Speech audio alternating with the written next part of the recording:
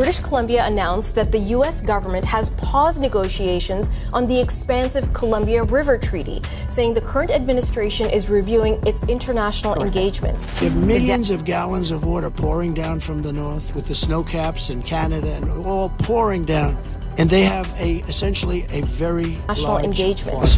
The deadly and devastating wildfires in Los Angeles are drawing new attention to U.S. President-elect Donald Trump's comments about one of Canada's most valued natural resources. A quiet struggle is unfolding across North America, one carrying far greater consequences in a trade dispute or diplomatic spat.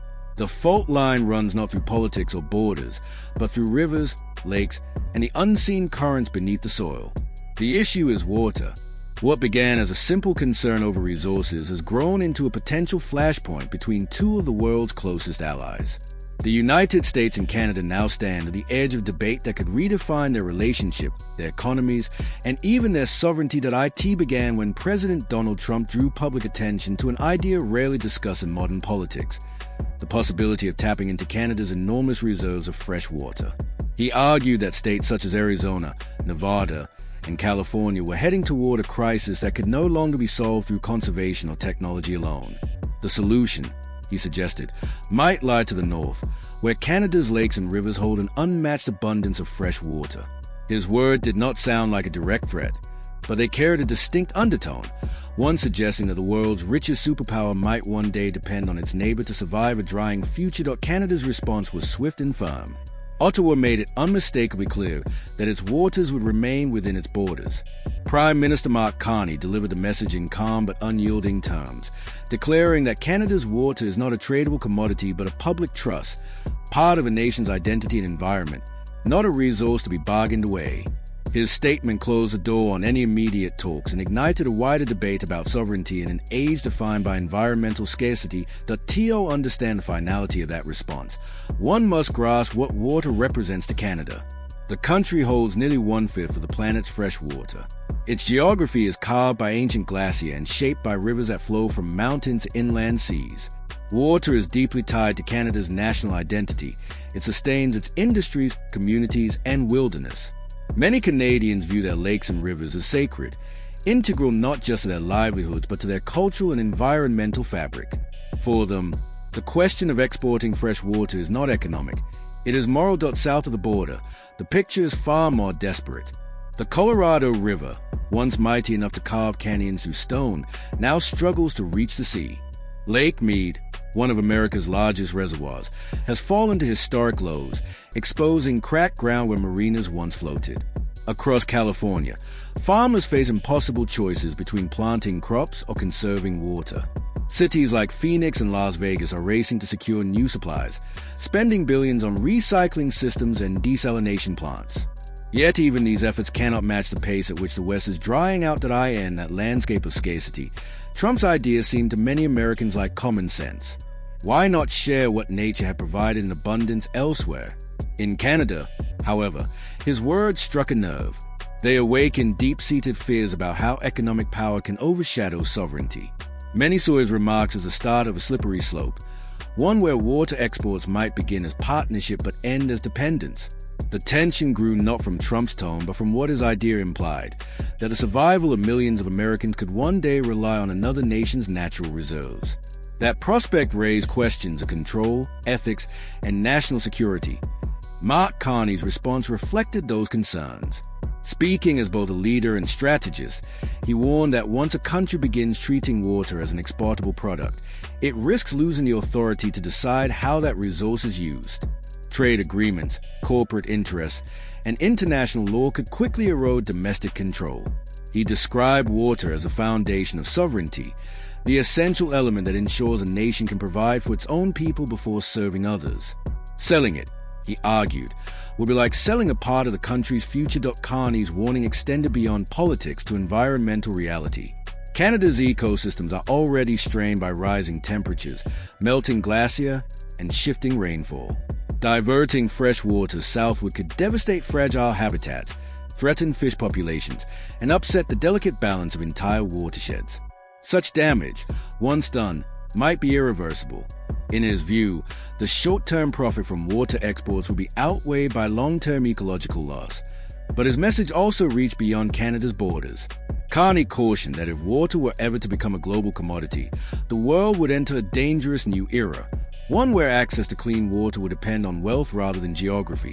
The poorest regions have become reliant on international markets for survival, transforming water from a public right into a financial asset. He warned that such a future would deepen inequality and undermine global stability. In the United States, however, many see the issue in more practical terms. To Trump supporters and a number of policy advocates, water sharing is not a moral crisis but an economic opportunity. They argue that it could benefit both countries. Canada could gain revenue while the U.S. alleviates its shortages. Policy groups in Washington have begun studying massive infrastructure projects, proposing pipelines that could channel fresh water from Canada's northern rivers to the arid American Southwest. These proposals mirror the blueprint of the oil industry, envisioning an intercontinental network of supply and demand. Advocates call it cooperative flow, suggesting a future where water moves as freely as trade itself. In Canada, however, that phrase carries a different meaning. It sounds less like partnership and more like encroachment. For many Canadians, water cannot be measured in barrels or priced in export contracts. It is a shared heritage, the lifeblood of our land, and a trust passed from one generation to the next. The quiet struggle over North America's water is more than a dispute about access or profit. It is a reflection of two nations facing the realities of a changing planet, one running dry, the other protecting what it has. At its core lies a question that extends far beyond borders. In an era where scarcity defines survival, will water remain a common right, or will it become the world's next great commodity? It is part of a land. Selling it feels like giving away a piece of what defines a nation. That is why any mention of cross-border water pipeline sparks unease instead of interest. To many Canadians, such proposals do not represent cooperation but a quiet erosion of independence. Beneath this disagreement lies a deeper philosophical divide. One perspective treats water as a marketable resource, a tradable solution to scarcity. The other sees it as a shared birthright, something to be protected, not sold. This clash mirrors a global dilemma. Should natural resources serve economic growth or environmental preservation?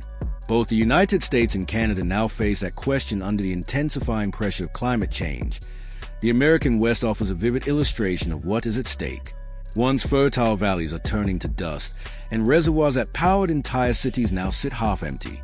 Each passing year widens a gap between water supply and demand. Environmental analysts warn that the moment a society begins diverting water from distant regions, it is already living beyond its natural limits. And history shows that once an industry takes root, it rarely retreats. When trade begins to flow, economic momentum often becomes too powerful to reverse. That is precisely the scenario Canada's leaders hope to avoid. For Ottawa, water is not an export, it is a responsibility. Rather than pursuing trade, Canada has directed billions into conservation, clean energy, and ecosystem restoration. These initiatives aim to secure a sustainable future while reducing dependence on fossil fuels and industrial overuse. In this vision, sustainability is not just environmental policy, it is national defense. Protecting water means protecting sovereignty. For Prime Minister Mark Carney, this mission represents something deeper, a commitment to stewardship. He often speaks of a duty to leave the nation's resources in better condition than they were inherited. To him, treating water as a commodity would betray that obligation. He has warned that within a single generation of opening freshwater trade, Canada could lose control of its own lakes and rivers. Once contracts are signed and pipelines built, the government's authority could be bound by international agreements, transforming a public trust into a global asset governed by market rules. Yet pressure continues to build. As drought deepens across the American West, as crops fail and populations grow, calls for bold solutions are becoming louder. When a superpower begins to face resource scarcity, negotiation can quickly shift from cooperation to expectation. That is why Canada's position has evolved beyond diplomacy into the language of security. Water is now treated not as an economic issue, but as a matter of national survival. Carney's declaration that Canada's water is not for sale has become a defining symbol of that resolve. It sends a message to Washington that some resources cannot be priced or traded, no matter how dire the circumstances. Beneath the economic arguments and policy papers lies a question of independence. The ability to decide how to use one's own natural wealth is the very essence of sovereignty. For Canada, that freedom is non-negotiable. This standoff reveals more than a bilateral dispute. It reflects the emergence of a new global contest. The world is entering an era where competition is no longer defined by oil or technology, but by the elements that sustain life itself. Water is becoming the planet's most valuable resource. In this struggle, Canada's advantage is unmatched. Its freshwater reserves stretch across nearly every province, vast lakes that resemble inland seas, glaciers that feed endless rivers, and wetlands that purify ecosystems across continents. These waters are more than scenic treasures. They are instruments of power in a century when survival may depend on access to clean supply. For the United States, this reality presents a challenge it cannot ignore. As drought intensifies and reservoirs recede, it must find ways to secure water without overstepping diplomatic boundaries. Solutions will demand innovation, negotiation, and restraint. Canada, meanwhile, must defend its natural wealth without isolating itself from future collaboration. The balance will be delicate. Every conversation between the two nations will carry implications far beyond economics. It will touch the very definition of partnership, sovereignty, and environmental ethics. In an age of scarcity, experts warn that what is unfolding across North America is merely the first chapter of a larger global story. As populations rise and weather patterns grow more volatile, nations from Asia to Africa are preparing for similar confrontations over freshwater access. The phrase water wars, once confined to science fiction, now appears in official policy reports and strategic forecasts. Analysts envision a future where control over rivers, lakes, and aquifers becomes as critical as control over oil fields once was. The contest taking shape across North America is not confined to borders or governments. It marks the opening movement of a global transformation, one that will redefine power, politics, and survival itself. Those who seek to understand the future must look beyond trade and diplomacy to the deeper forces at play. Where water and politics converge, the map of global influence is already being